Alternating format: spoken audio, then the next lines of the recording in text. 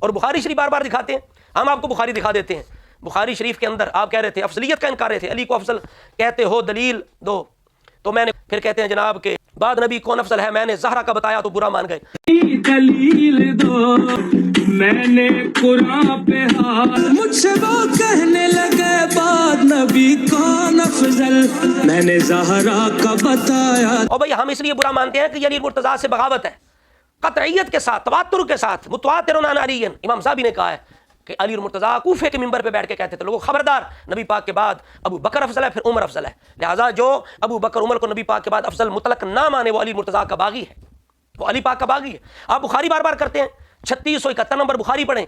محمد بن حنفیہ پوچھتے ہیں ای الناس خیر بعد رسول اللہ, نبی پاک کے بعد لوگوں میں سے بہترین کون ہے؟ تو علی پاک نے یہ نہیں فرمایا فاطمہ تو یا انا, نہیں, فرمایا ابو بکر. پھر کون؟ فرمایا عمر.